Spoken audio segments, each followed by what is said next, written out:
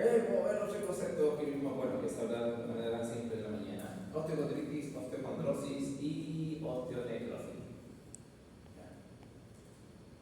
Ahí vamos a entender cuál es la diferencia de osteocondritis y osteocondrosis, ¿ya? Y qué pasa con la osteonecrosis, ¿ya? ¿Cuáles son? Los tres conceptos son más o menos cercanos, ¿ya?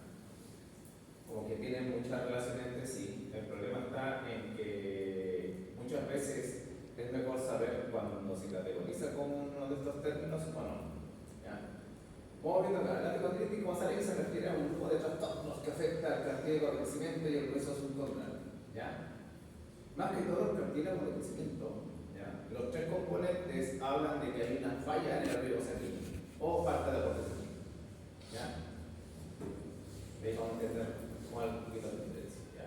En este caso, principalmente en niños y adolescentes. ¿Por qué? Porque aquí es donde está mayor cantidad de cartílago, ¿ya? Cuando hablamos en adultos, es más osteocondritis como tal, ¿ya? Que la osteocondrosis. Ahí vamos a ver cuál es el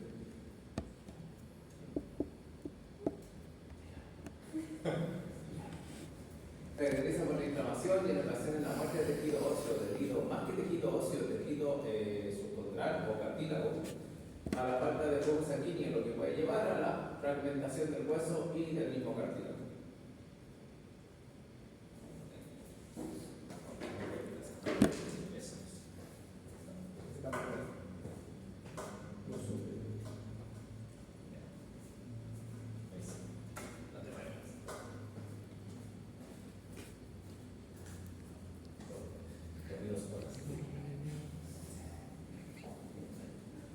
La cual resalta de muchos otros tipos de osteocondritis no está muy clara, pero se asocia a múltiples factores, ¿ya?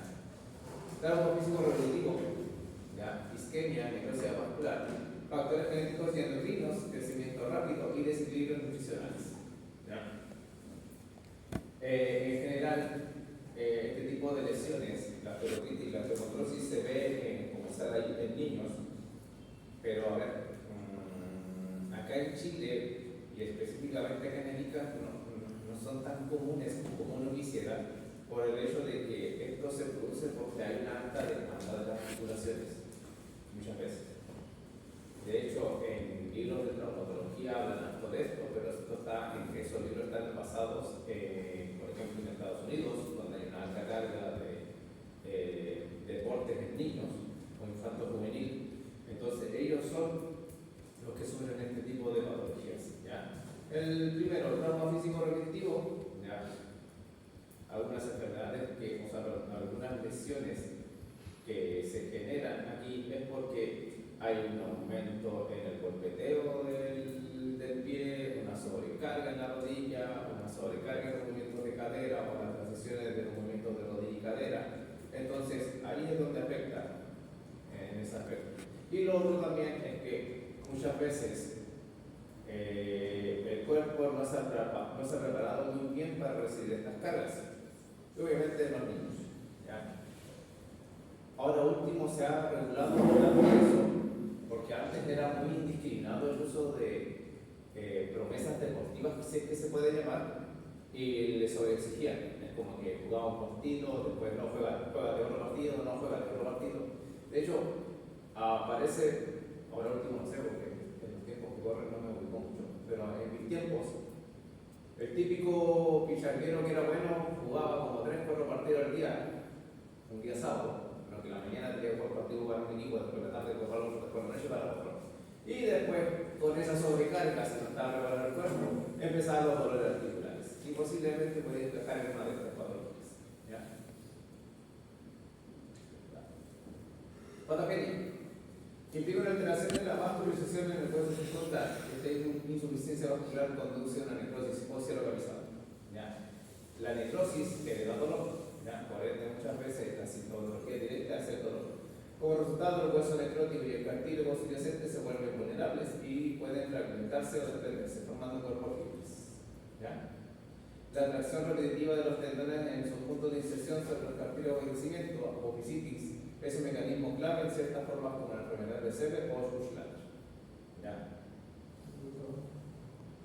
¿Vieron por aquí algunas de estas cosas? ¿Ya? De hecho, los traumas le dicen la enfermedad de los loros. En estos tiempos no tenemos, pero en mis tiempos sí. Típico, los niños que pasaban corriendo y jugando para ir acá, incluso que se caían de manera repetitiva, el golpe tanto en la rodilla como la sobrecarga del cuádriceps hacia el tendón rotuliano, hacía de que se generara un microtraumatismo en el centro de crecimiento óseo de la tibia, en este caso donde se inserta el tendón rotuliano. Y por ende se generaba esta enfermedad que es osteochondritis avascular de la tibia, o como lo descubrieron en ese parcito, Osgood-Schlatter. ¿Ya? Ya van a perder el dolor porque los niños como corrían y se pasaban cayendo, el dolor de rodilla era el más común. De hecho, la sintomatología clásica es que los niños siempre decían que tenían una segunda rodilla, porque la tuberosidad anterior se inflamaba tanto, aumentaba tanto volumen, que parecía una segunda rótula abajo. ¿Ya? De hecho, hay personas que son secolados de eso y se nota porque tienen una gran tuberosidad anterior. No sé, esa es la característica. Bueno, y la enfermedad de Sever que van a verlo acá.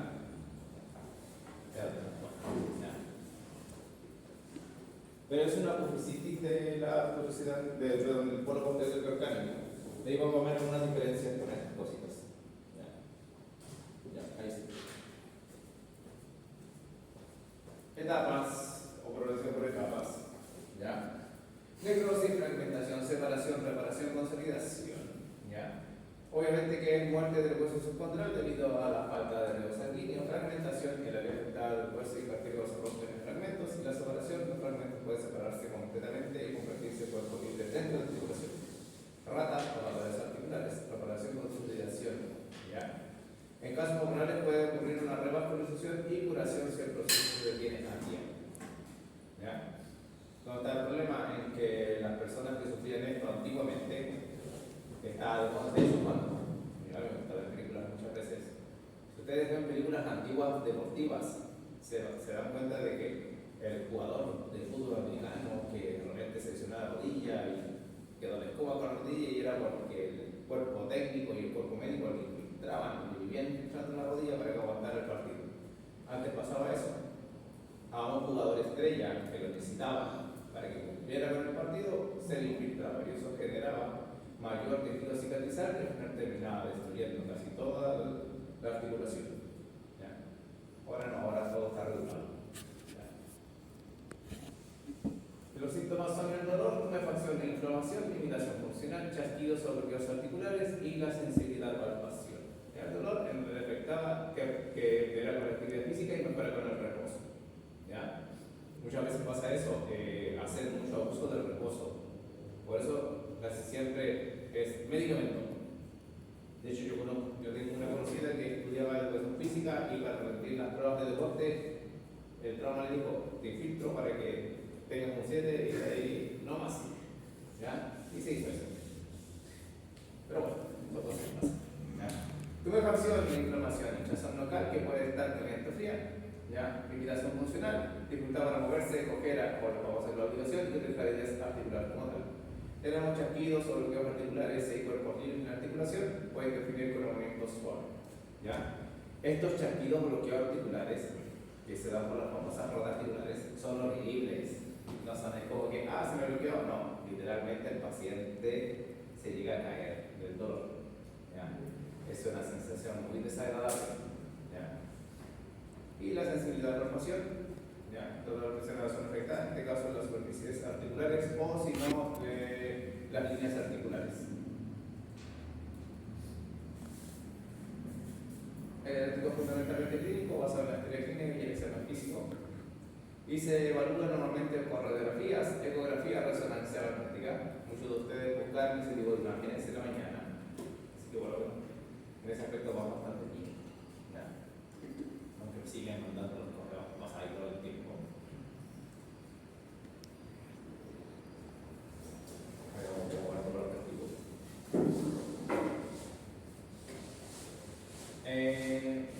Puede mostrar la radiografía, puede mostrar irregularidad, fragmentación o aumento de densidad en el centro de su ecografía, útil para ver el procesamiento de tendones líquidos blandos y para el seguimiento. La ecografía es una de las técnicas de imagen, entre comillas, de mejor acceso para lo que es líquido blando. Y también obviamente el costo es más económico que una resonancia magnética. ¿Ya? Por eso mismo muchas veces se hace autocontrol con ecografía para ver cómo se está comportando este tipo. ¿Ya? La resonancia magnética ofrece una visión detallada del cartílago. ¿Ya? Pero el problema está en que es más cara, de menor acceso. ¿Ya? No todos se pueden estar sacando ecografía cada cierto tiempo. Ojalá. ¿Ya? De hecho, los centros de alto rendimiento tienen este tipo de cosas. ¿Ya? Cuando un deportista se lesiona.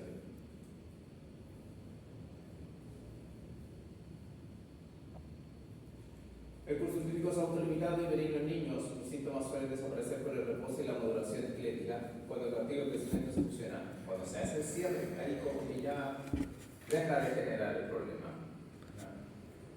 Ahí sale que es conservador, pozo analgésico de fisioterapia. Y en adolescentes mayores con casos graves con fragmentos sueltos puede requerirse cirugía. Aquí lo bueno es que el pronóstico en sí, de manera general, es bastante bueno. Pero hay que tener cuidado con algunas lesiones del centro de crecimiento óseo. Y de la posible deformación de algún segmento. ¿Ya? Tenemos aquí hay que diferenciar un poquito. El famoso Leclerc test. ¿Dónde está el problema del Leclerc test? ¿Dónde lo tiramos? ¿Ya? ¿Por qué? Porque como sale es una necrosis vascular de la cabeza femoral. ¿Ya? Que afecta a niños pequeños. ¿Ya? A ver, el Leclerc test puede ser una osteocondritis o una osteocondrosis y te puede llevar a una osteonecrosis. Pasa por las tres partes. ¿Dónde está la característica? Cuando hablamos de superficie ósea, ¿ya? Nos referimos a la osteocondritis. Cuando hablamos de osteocondrosis, hablamos más de cartílago de crecimiento. ¿Ya? El problema del Leclerc test es que afecta al centro de crecimiento óseo de la región de la cabeza del cuello del fémur. ¿Ya? Y eso, al lesionarse, puede afectar a la superficie articular. Eso también, que al lesionarse, puede deformar la cabeza del fémur. ¿Ya? Esta es una de las patologías que más genera problemas a largo plazo, si es que no se detiene a tiempo. ¿Por qué? Porque si esto no se controla en su debido momento, genera una alteración en la superficie articular, tanto del hueso coxal como de la cabeza del fémur, y genera una limitación bastante importante en el desarrollo o crecimiento de la persona. ¿Cuál es el tratamiento estándar o antiguamente estándar? Ya, ahora último estamos casi todos con movimiento, pero con mayor restricción. Ahí sí, el nombre raro. Ahí sí. Ya. Le colocan una especie de cabestrillo de Papli, si mal no recuerdo el nombre, que parece una especie de pañal rígido en la evolución. ¿Y qué es lo que hace eso? Cuando estamos frente a este tipo de lesiones, lo que hace es enfrentar a la cabeza del fémur al acetábulo para que mientras siga creciendo, lo que vaya creciendo del hueso se forme en relación al acetábulo. Entonces, el daño que genere el Leclerc test va a ser menor. De hecho, muchas personas cursaron con este tipo de cabestrillo y no se acuerdan porque eran niños. ¿Ya? Y no generó ningún problema. ¿Ya? ¿Qué es lo que pasa con esto cuando no se trata a tiempo? Se aplana la cabeza del fémur. ¿Ya? No es redondeada. Entonces genera una artrosis anticipada. Entonces ahí es donde tenemos que tener presente en este tipo de patologías frente a qué paciente estamos. ¿Pasan en pediatría o están en pediatría? ¿Ya? No sé si le van a enseñar una prueba ¿cómo se llama? De la cadera. Displasia de cadera. La maniobra de Barlow, creo. Barlow, creo que se llama. Creo que sí. Yo a mí no me acuerdo de eso. Yo me acuerdo donde se hace una flexión después una abducción y querer rezarte, también sirve para evaluar este tipo de cosas, porque si es que la cadera es inestable. ¿Ya? Ahora último, no sé qué procedimientos serán más allá de eso, porque incluso lo que hacen ahora es ocupar pañales más rígidos o un sobrepañal que es más rígido para mantener la coaptación articular y así generar la formación de la cabeza del fémur mientras está en este proceso de necrosis. ¿Ya? Osteocondritis discecante de la rodilla, enfermedad de Cohen. ¿Ya? La forma más común de osteocondritis discecante que afecta al cóndilo femoral. ¿Cuál cóndilo? ¿Alguien sabe? ¿Alguien lo vio? No.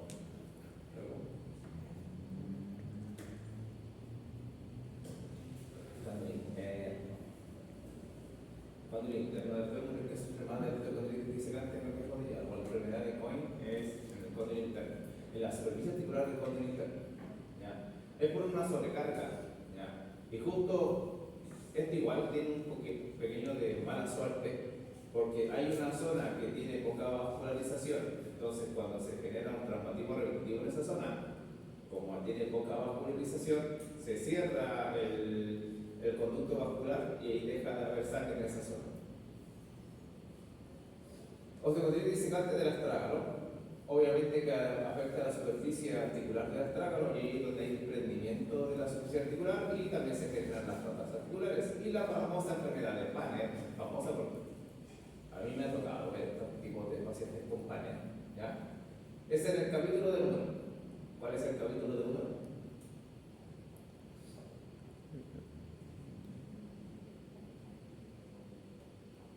¿Con qué se articula el capítulo de 1?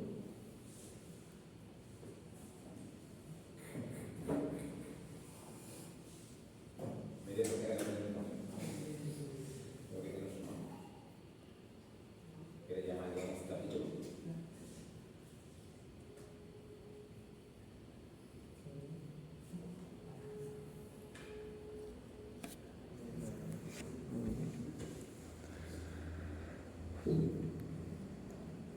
No sabrán.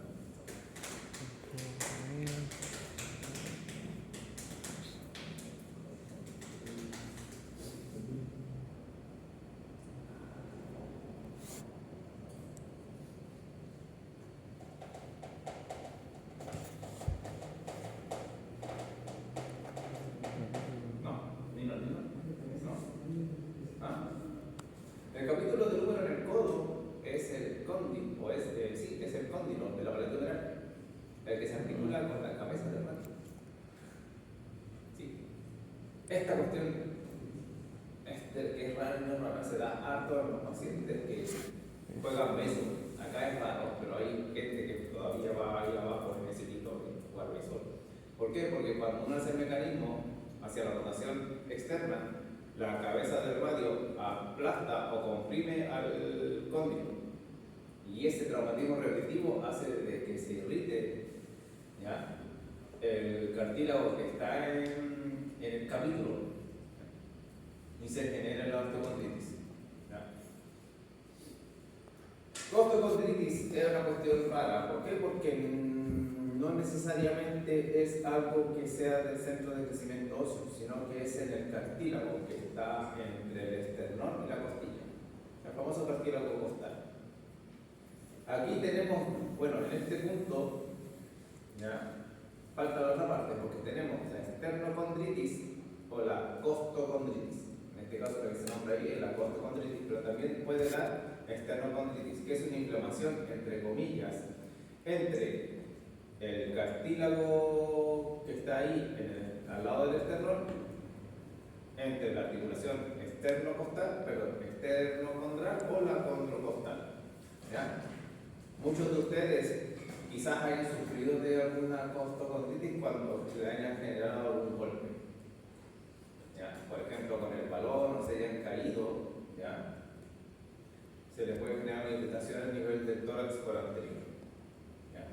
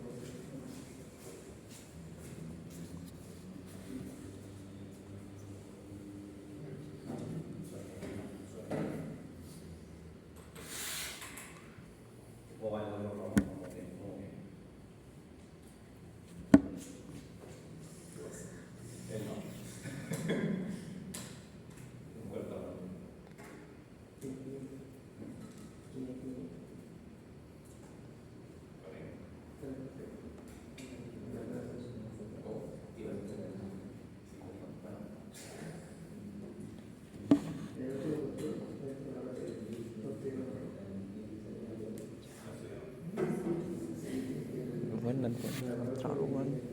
No tengo que revisar, weón. La profe de hacer las cosas de una forma y el profe de tomar como práctica bien, eso es perfecto.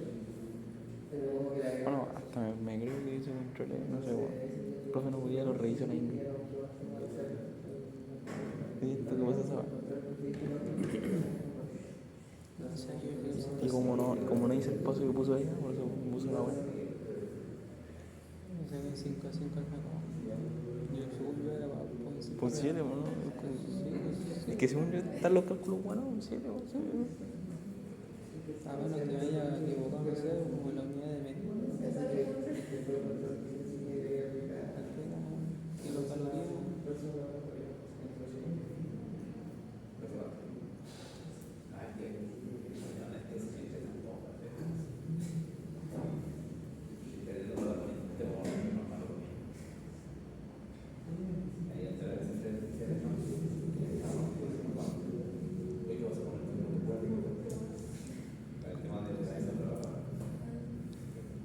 A ver, otro así similar a la osteocontritis.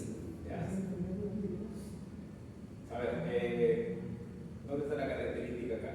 ¿Ya? Cuando uno lee las definiciones, al final parece casi lo mismo. ¿Ya? Hay una diferencia bien simpática ahí. ¿Ya? Vamos viendo acá. En sí, la osteocondrosis como tal se diferencia de la osteocondritis cuando uno lo ve literalmente en la clínica o en el tema de la imagenología y la parte de examen de laboratorio, es que la esternocondrosis es una alteración del cartílago de crecimiento hormonal, enfocado solamente en ese pequeño. Mientras, ¿ya?, que la osteocondritis es una inflamación del cartílago de manera general. ¿Dónde está el enfoque o la diferencia como tal cuando uno habla de osteocondrosis y osteocondritis?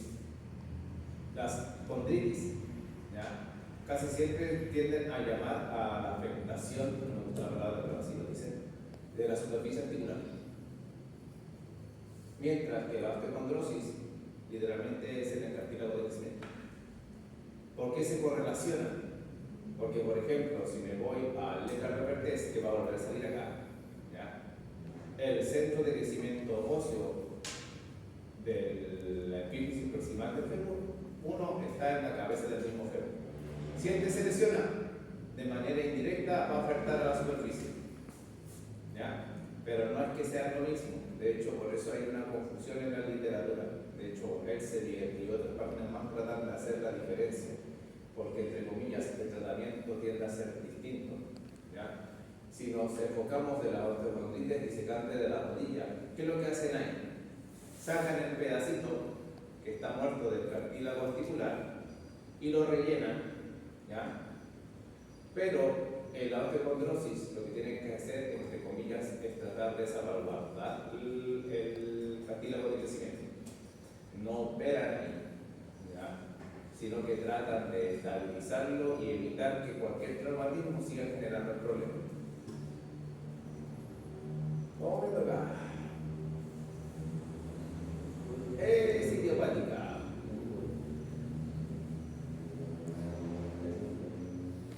¿Idiopático qué significa? Sé que no tiene una causa real o aparente. Bien. Tenemos factores mecánicos, traumatismos físicos repetitivos, sobrecarga del área afectada, comunes de deportes que causan microlesiones. Vasculares, interrupción temporal del flujo sanguíneo al hueso, isquemia o necrosis vascular focal. Crecimiento rápido, ¿ya?, que es similar al otro. ¿Qué sucede acá con el crecimiento rápido? ¿Ya? Es de famoso, ¿cómo le dicen ahora? No sé, pero en mi tiempo era como que el estiramiento, ¿ya?, que dentro de cierta edad se le pegan el estirón, ¿ya? No todos, ¿ya?, no todos. No, pero en general todos pegan el estirón, pero ¿dónde está el detalle? Imagínate si no te lo pegaras. No crecerías tanto, ¿ya? Sí, ¿dónde está el factor? ¿Dónde está el problema? El hueso se hace más largo y por ende, al ser más largo, tiene que soportar una mayor cantidad de carga y por ende afecta al cartílago de crecimiento, ¿ya? Entonces, como no está acostumbrado o no está entrenado para soportar cargas, sino que de un momento a otro creció de manera muy rápida, el cartílago de crecimiento empieza a sufrir porque hay un aumento de la demanda. ¿Ya?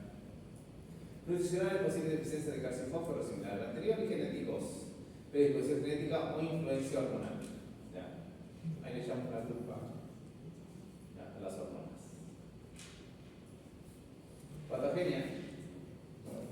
Hay un fallo de osificación endocondral normal, el cartílago de crecimiento o centro de osificación secundario no se desarrollan adecuadamente, lo que lleva a la muerte del tejido óseo. ¿Ya? El hueso necrótico se debilita, pudiendo colapsar o fragmentarse. Posteriormente, el cuerpo reabsorbe el tejido muerto y lo reemplaza por hueso nuevo. Un proceso que puede durar meses o años. ¿Ya? Es similar al anterior, solamente que en esta parte realmente hablamos del cartílago de crecimiento. ¿Ya? Cambio morfológico. ¿Ya? Fragmentación. Normalmente, ¿dónde se ve alto esto? En los niños cuando tienen una deformación articular, porque ahí están los centros de osificaciones secundarios. Esclerosis aumenta la densidad ósea en el área afectada, también hay deformación. Aplanamiento y compresión, ¿ya? Deformación del hueso afectado, la cabeza angular en pertest, diversidad tibial y en el flater, ¿ya? Similar al anterior. Irregular, contorno anormal de la superficie articular o epifiaria. Y formación de osículos, presencia de pequeños fragmentos óseos separados. Esto es raro de ver, pero muchas veces se da en lugares que tienen muy poco acceso a la parte médica.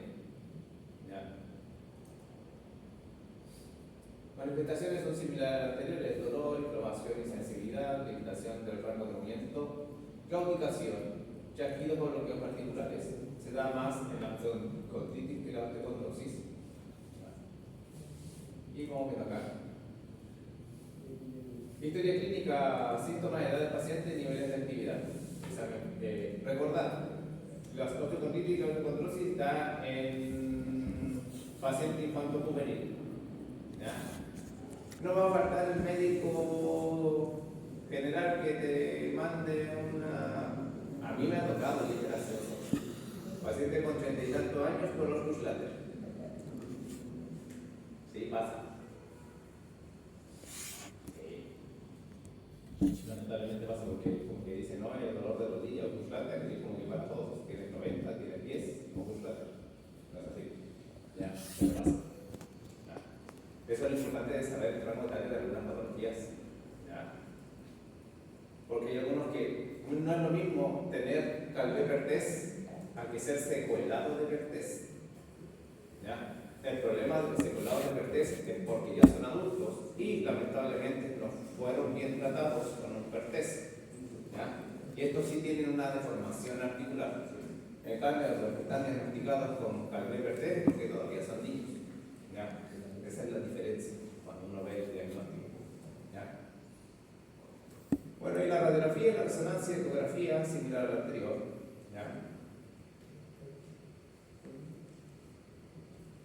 Lo bueno de esto es que son benignos, autolimitados, se resuelven dentro de lo mejor espontáneamente. ¿Ya? El problema es que pueden durar semanas a varios años. ¿Ya? Entonces muchas veces nosotros estamos dentro de esta parte del curso clínico para tratar de disminuir las alteraciones musculoesqueléticas que pueda presentar el paciente. ¿Ya? El tratamiento puede ser conservador, refuerzo, aire, fisioterapia para controlar los síntomas y prevenir deformidades permanentes. En caso de cambios precedentes puede requerir cirugía. ¿Ya? Volvemos con el Perthes, también con el Buschlatter. Scheuermann y Kohler son las más emblemáticas de la osteocondrosis. ¿Ya? Scheuermann, ¿cuál es la enfermedad de Scheuermann? ¿Alguien dijo Scheuermann en la mañana? ¿Dónde será acá? ¿No? ¿Ya? Literalmente la enfermedad de Scheuermann afecta a los centros de osificación ósea de los cuerpos vertebrales. Entonces se genera una necrosis avascular y eso hace de que se deforme el centro de crecimiento óseo y la vértebra no crezca. O incluso se aplasta y se deforma. ¿Qué es lo que pasa con los Scheuermann? Tienen un aumento de la psicosis. Y esta es una alteración más que todo estructural. Literalmente colapsa el cuerpo vertebral y se acuña hacia anterior. ¿Ya? La enfermedad de Kohler afecta al hueso navicular ¿Cuál es el navicular del pie? ¿Qué otro nombre recibe? ¿O el antiguo nombre? ¿O nuevo nombre? Sí, capoide fasciano. Bien. Aquí igual. ¿Qué es lo que pasa con la enfermedad de Kohler? Kohler 1 y Kohler 2. ¿Se acuerdan de Kohler 2? No. No. A ver. La enfermedad de Kohler por sí sola es la del hueso navicular. La enfermedad de Freiberg o Kohler 2 es la de la cabeza del segundo. Bueno, es la de la cabeza de los metatarsianos, en especial la del segundo. ¿Qué es lo que pasa con Kohler 1 y Kohler 2? ¿Por qué el señor Kohler, o la señora, no, señor Kohler, nos junta? Porque es una lesión por sobrecarga más que todo en atletismo. ¿Por qué? Porque en el atletismo la pisada va en punta de pie, entonces la sobrecarga se da en la cabeza de los metatarsianos y normalmente la cabeza que se expone más es la cabeza del segundo meta. Por eso es la que recibe mayor impacto. En el caso de que la cabeza de los metatarsianos tolere bien la sobrecarga, ¿dónde se genera la transición? En dirección hacia la cabeza del astrágalo. Pero, ¿quién está antes, o mejor dicho, quién está hacia anterior de la cabeza del astrágalo? El escafoide. Entonces, este es el que sufre el aplastamiento de esa sobrecarga. Entonces, por eso es que Kohler junto a estos dos, y por eso se habla de Kohler 1, Kohler 2, y también otro, no sé si es traumatólogo o ortopedista, que también encontró esta enfermedad de la cabeza del segundo meta, es Freiberg, por eso también recibe el nombre de Freiberg. ¿Ya? Y a Kohler lo dejaron con el navicular, y a Freiberg lo dejaron con la cabeza del metatarsiano. Nuevamente Freiberg se ve más como una osteocondritis. ¿Por qué? Porque la cabeza del segundo meta afecta más hacia la superficie de formación articular que al centro de osificación. ¿Ya? Pero en Kohler, o Kohler 1, lo que se afecta acá del hueso navicular es su centro de osificación, por eso es que se deforma. Literalmente se vuelve más delgado de lo que ustedes lo conocen. ¿Ya? Y por eso es que sale ahí causando dolor en el arco de los pies en niños. ¿Por qué? Porque el hueso navicular o escafoide tarsiano genera una transición de sobrecarga entre el apoyo posterior y el apoyo anterior del pie.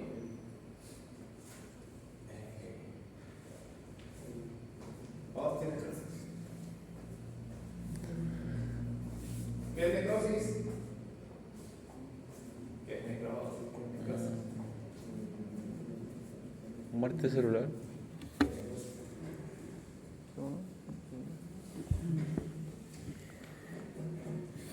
¿Y qué es apoptosis?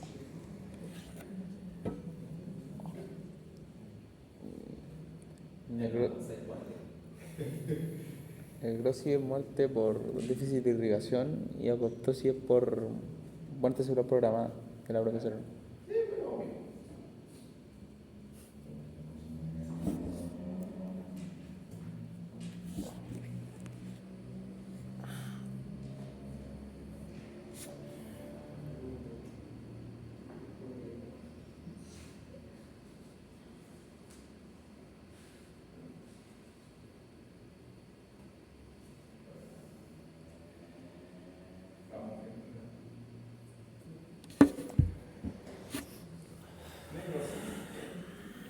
¿Por qué se da la necrosis normalmente?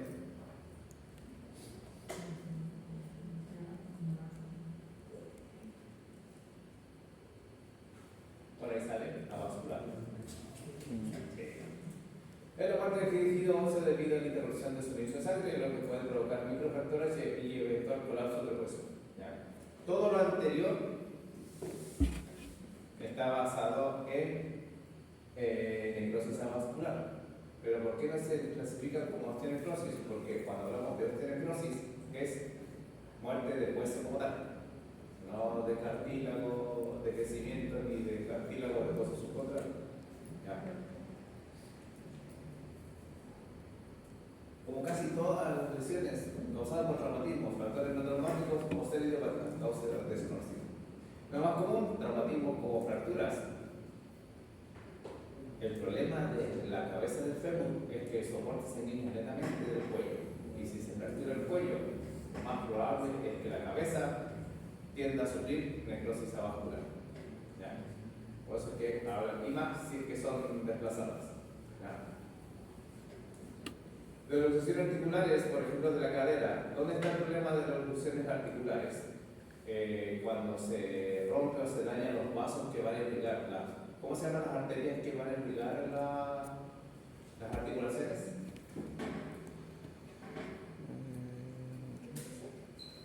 No.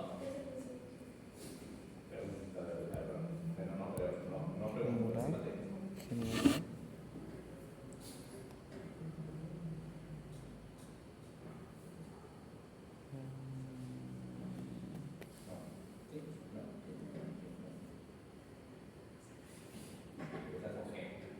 Geniculadas. Articuladas. Sí, esas son las arterias de las articulaciones.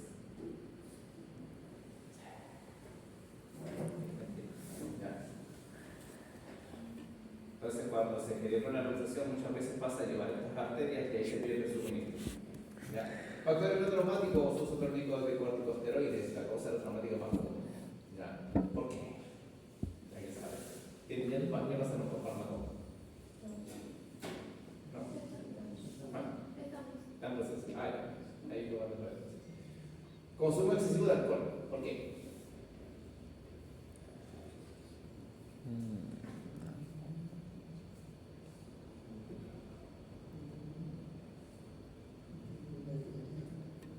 Ahí lo pongo.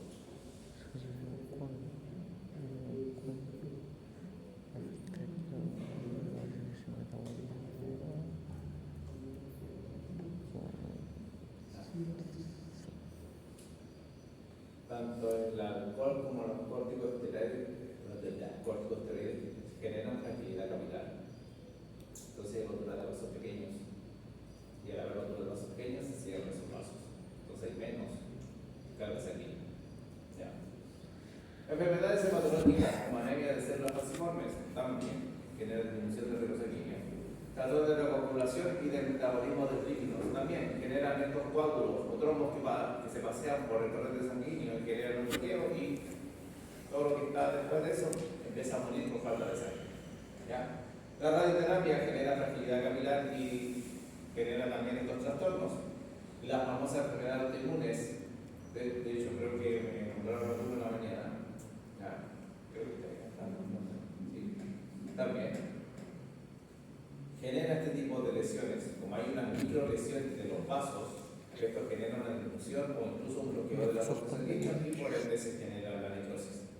Tratamiento con bifosfonatos asociados a osteoporosis de la mandíbula. ¿Ya? Eso puede generar cáncer, pero no tanto.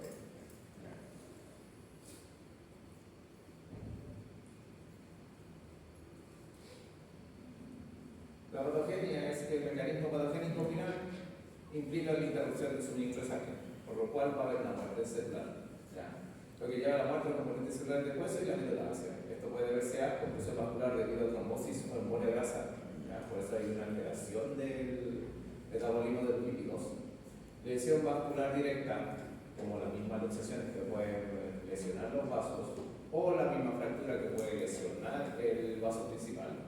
Aumenta la presión intraósea que compromete el flujo sanguíneo. Eso es raro. ¿Ya? Anomalías del metabolismo de lípidos, ¿ya? La hemostasis ósea y la regulación de la apoptosis muerte celular programada, y la inflamación crónica persistente de la zona afectada. ¿Ya? Cuando hay una inflamación crónica persistente, lo que pasa aquí es que hay un aumento de la demanda, y al haber aumento de la demanda se genera una... A ver, ¿cómo explicarlo? Creo que lo expliqué. No sé si ustedes, que siempre lo expliqué con los callos. ¿Por qué se forman los callos en los pies? Es una cosa igual. ¿Ya? Como hay un aumento de la demanda en esa zona, lo que hace el cuerpo es generar una barrera protectora. El problema de esta barrera protectora es que no tiene la viabilidad para que pase vaso sanguíneo por ahí y por ende se bloquea.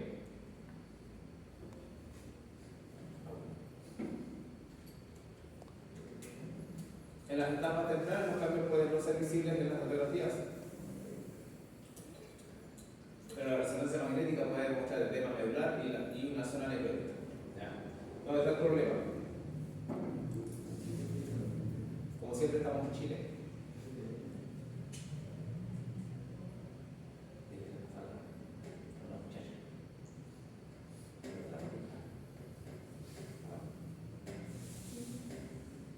pasa acá? Como sale ahí, el problema es que cuando uno le manda a sacar de la radiografía, si que está en los primeros estadios, no se va a ver nada. Pero si yo le mando a sacar una resonancia, sí se van a ver cosas alteradas. Y el problema es ese. El trauma normalmente, el escalpón que tiene es radiografía, eco, resonancia o tal. Entonces, el trauma en el primer momento es solamente hacer radiografía, y si no encuentra nada, medicamentos. Entonces, cuando ya el paciente, los medicamentos no resultan en nada, el paciente vuelve a consultar o a hacer consulta con otros médicos y le mandan a hacer la resonancia, ahí van a encontrar que ya está un poquito avanzado todo esto. Y ese es el problema, que muchas veces los cambios morfológicos se ven más adelante cuando ya se genera un daño mayor. ¿Ya? Se produce la muerte del osteocito y células de la médula ósea, se forma un margen esclerótico que delimita la lesión, se ve más blanco en la radiografía, pero en la radiografía se ve blanco ya cuando ya todo está un poquito avanzado. Casi esto ya está. ¿Ya? Puede ocurrir microfracturas subcondrales. Y finalmente la superficie articular subyacente colapsa, lo que lleva a daño articular irreversible y artrosis secundaria. ¿Ya? Muchas veces esto pasa y más que todo en cadera. Vuelvo a repetir, esto ya es paciente adulto. ¿Ya? Y ahí es donde se genera el tema de la artrosis y ahí es donde se opera el paciente. Los síntomas normalmente del estadio, tenemos dolor. ¿Ya? Síntoma principal, a menudo la presión espontánea y persistente. Y también la conectividad o el soporte de peso.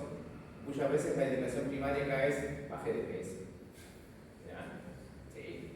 Inflamación y acumulación de líquido en la zona afectada, disminución y limitación del movimiento articular. En las etapas tempranas la osteonecrosis puede ser asintomática, especialmente si no hay colapso subcondral. Por eso muchas veces se diagnostica muy tarde. ¿Ya? Sería genial que cada vez que duela algo uno sacara una resonancia cervical. ¿Ya? La de cadera sale como 210.000 pesos las planas. ¿Ya? Eso es caro. Y por una zona se mandó la resonancia. Aquí el diagnóstico es temprano y crucial. ¿Ya? El problema está en que casi todos se manejan en un primer momento con medicamentos para disminuir o paliar el dolor. Entonces ahí vemos la historia clínica y examen físico, evaluación de factores de riesgo y síntomas, radiografías simples. ¿Ya? Por eso, amilos normales en etapas tempranas. ¿Ya? El signo de media luna, ¿sí? Se nota la media luna, ¿ya? En las superficies articulares porque ya se genera el colapso entre una superficie y otra. ¿Ya? Resonancia magnética óptima, pero no todos los traumatólogos mandan. Y es porque saben de que eso es algo costoso. ¿Ya? Y de hecho, en hospital, cuando se hace control por resonancia, igual hay que hacer fila. ¿Ya? Gammagrafía ósea y tomografía computarizada también pueden usarse. ¿Ya?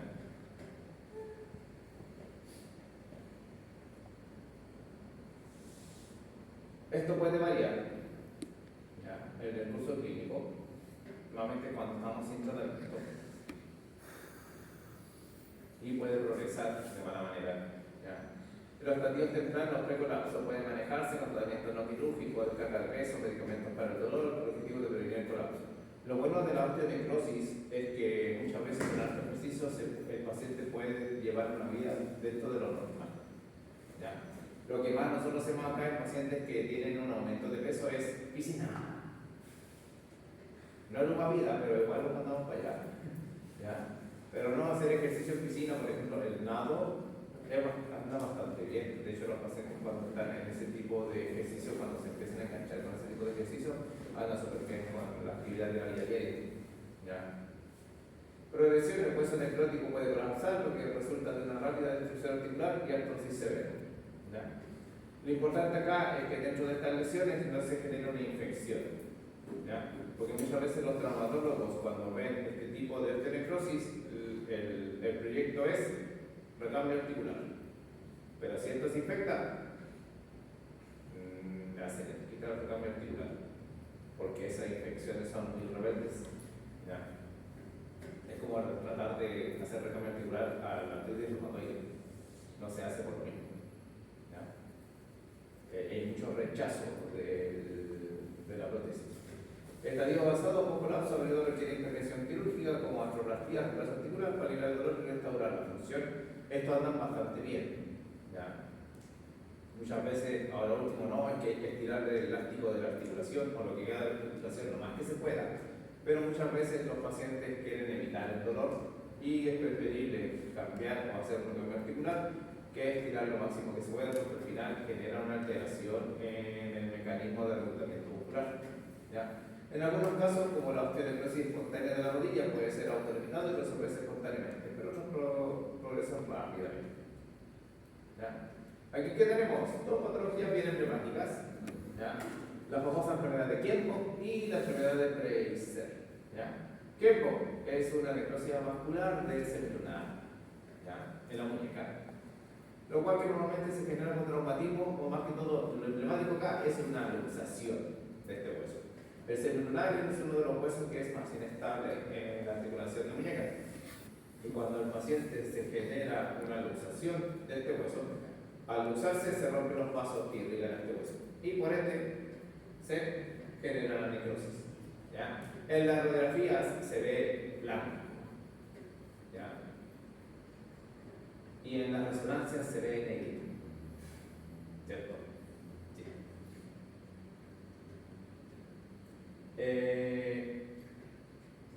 Bueno, yo he tenido pacientes con Kienbock, sí, son entretenidos de trabajar porque cuando se sabe el ciclo de esto.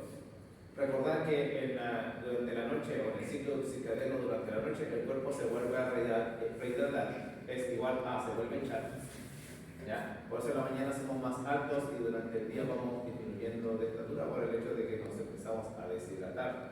¿Ya? Pero lo malo para las personas que están lesionadas es que si que algo está inflamado, se inflama aún más. Entonces, el Kienbock es una inflamación constante porque es tejido óseo muerto. Entonces siempre el cuerpo empieza a inflamar la muñeca. Y en la mañana aparece con rigidez matutina, que va cediendo durante el día o al movimiento. ¿Ya? Pero tienen un cuerpo sano y lo ideal es mantener siempre una movilización lo más posible para evitar la presencia o el estadio del estrés. Y la enfermedad de Fraser, ya que es un nombre raro, pero normalmente osteoesclerosis del escafoides, ¿ya? La cosa del carpo. Aquí se produce una fractura a nivel del cuello o del istmo del escafoides de la mano. ¿Y qué es lo que sucede acá? La gracia que tiene el escafoides, o la desgracia, es que la irrigación o la arteria radial, la arteria radial que da un aporte sanguíneo a este hueso, en vez de ingresar desde arriba hacia abajo, le da la vuelta, baja y después vuelve a subir. Entonces la sangre entra desde los dedos hacia la muñeca. Entonces cuando el paciente se cae y se fractura el escafoides a la mitad, se corta este suministro hacia la parte superior y ahí es donde se genera la osteonecrosis. ¿Ya?